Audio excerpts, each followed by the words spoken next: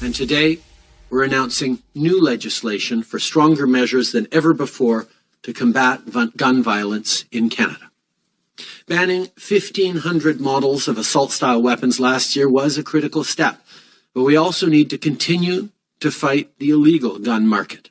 That's why we will increase criminal penalties for gun smuggling and trafficking and enhance the capacity of police and border officials to keep illegal firearms out of the country. At the same time, we will also create new offenses for altering the cartridge magazine of a firearm and introduce tighter restrictions on importing ammunition. We will move forward with the BUYBACK program in the coming months and complete the prohibition to ensure these weapons cannot be legally used, transferred, transported, bequeathed, or sold. So there it is. From time to time, the Prime Minister making announcements on tightening legislation around the firearms, licensed firearms stores. Many of them are concerned about the ambiguous language in the new gun legislation, wondering what is really going on. So what I want to do at this point is I want to talk to someone who knows far more about this than I ever will. Alison de Groot is her name. She's Managing Director of the Canadian Sporting Arms and Ammunition Association. Ms. de Groot, thank you so much for joining us. No, thanks so much for speaking with us. We're happy to talk. Because I shared with the audience that from time to time the Prime Minister makes these kinds of statements. You're in the business. Can you give us any sense of whether or not anything changed today for people who legally own firearms? Well, lots changed for people who legally own firearms. Nothing changed for criminals. One of the things we of course read legislation through the business lens. There are lots and lots of groups speaking and reading through this legislation on behalf of firearms owners. And for them, there's a lot in here, but we look at it through the business lens and how is this going to affect our small business owners, our manufacturers, retailers, importers, distributors, gunsmiths. A couple things really shocking in this piece of legislation. So it looks like, and we don't get our briefing from the government until tomorrow, and that's our opportunity to really delve in and ask questions. But one of the most shocking things is they are banning replica firearms. So this would be that meet a certain speed of discharge. And this basically, as we understand it, as we're reading it, bans all air guns, BB guns, and airsoft guns. And this is apparently the government is arguing that these are gateway guns, so kind of like a gateway drug like marijuana, so that these are what get kids hooked on guns. So anything that is a air gun or BB gun that looks like a real gun is banned, is prohibited. So that's the notion is market in Canada. I'm sorry. Go ahead, ma'am. Go ahead. Yeah, it's a huge market in Canada. Yeah, no. So I'm just asking. So is the notion that a 14-year-old who uses a BB gun someday will want to fire a handgun? I mean, I'm not trying to be silly here. It sounds silly to me. Yeah. That's what I'm asking. That's how it's being framed. Is that these are gateway guns. So that one is very concerning. That's for our business owners. There's a very, very large market, and plus they are totally unregulated right now, and we have no idea where they are. It doesn't require a license to buy one. A lot of them are going to be owned by minors. So I guess our question for the government is, are minors going to be in possession of a prohibited device unbeknownst to them? All right. Well, let me get back to that in just a moment. When you say replica guns, some people hear replica and they think, oh, that's just kind of a model. It doesn't really fire. What's the difference between a replica gun and a gun? So the criminal code defines them. So the ones that this legislation is particularly addressing is ones that actually fire, but they fire below what is considered a velocity for a firearm. And it covers air guns and BB guns and airsoft guns that fire below what would be a firearm velocity, but they look exactly like a firearm. When the government announces... If they look like a real gun, they're banned. They're prohibited. Okay, so replica, just all people have to know is if it looks real, it's real as far as the government is concerned. And they're banned. Even if it's only firing BBs.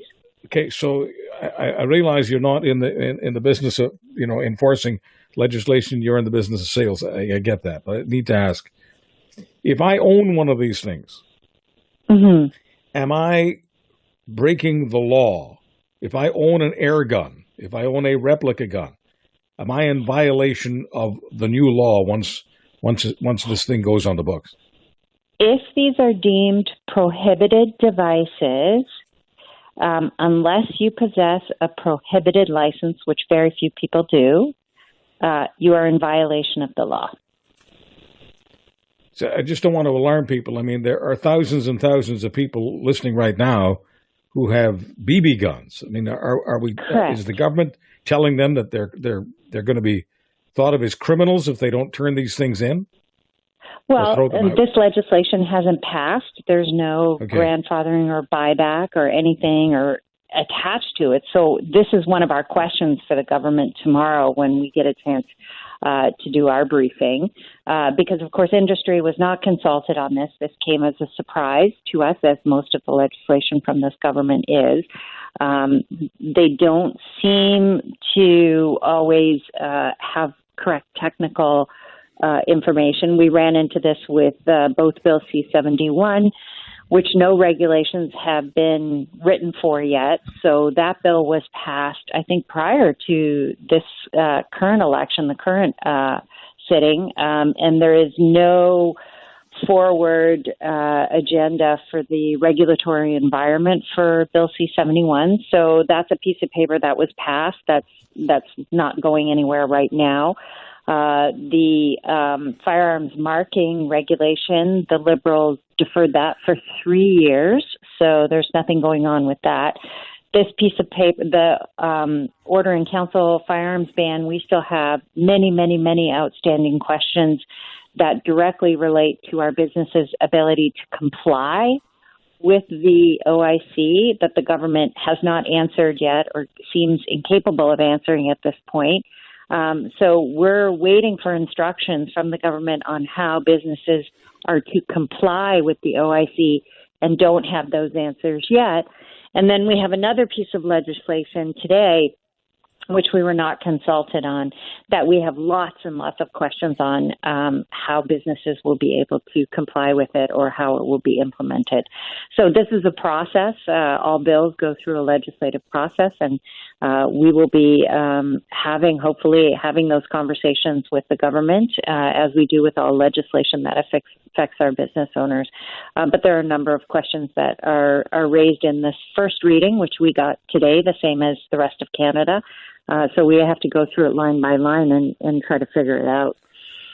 Alison de Groot, any specifics at all that you can share with the audience, many of whom are sport shooters? Is there anything that you're looking at that the government is talking about that affects their hobby?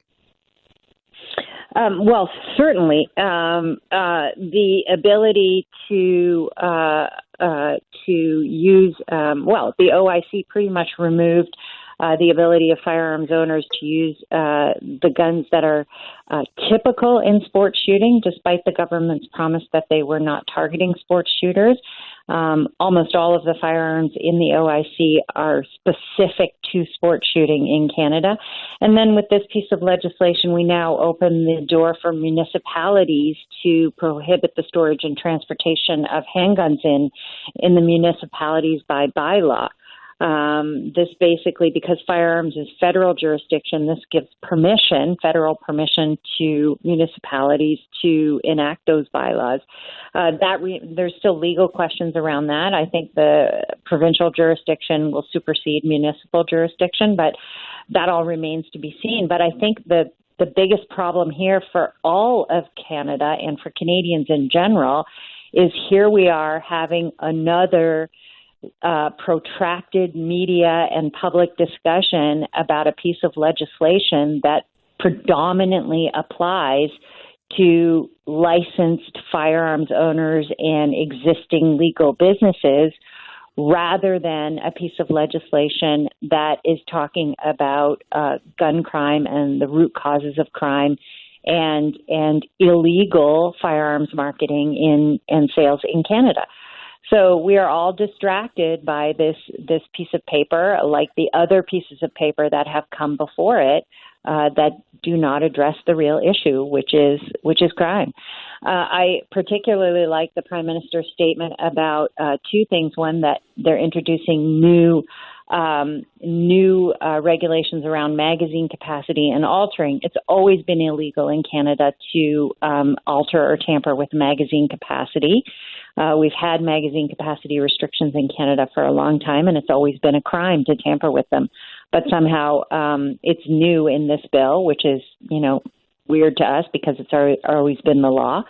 And the other one that I find was interesting was the Prime Minister talking about targeting, making it more difficult to import ammunition. Well, as I read the bill, there's only two references to importing ammunition, and that is if you're a PAL holder and importing ammunition, you have to show your license.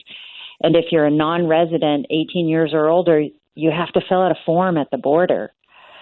So I'm pretty sure that's going a long way to curb illegal ammunition entering the country, I guess. I think he mentioned something about, I think I didn't mention anything specific, but I think he alluded to tighter border controls and heavier prosecution of people who are smuggling guns. I think he mentioned that. The only two things we saw directly referring to ammunition was you need a PAL. You need to show a PAL if you're importing ammunition as a Canadian citizen and a resident. And if you're a non-resident over 18 importing ammunition as an individual, you have to stop at the border and fill out a form. Alison de Groot, thank you very much for your input. We'll be back to you from time to time because this one isn't going away. It's highly political. I don't have to tell you, so it's going to stay in the political domain for quite some time. Thank you very much for what you do. Thank you for having us. We appreciate it.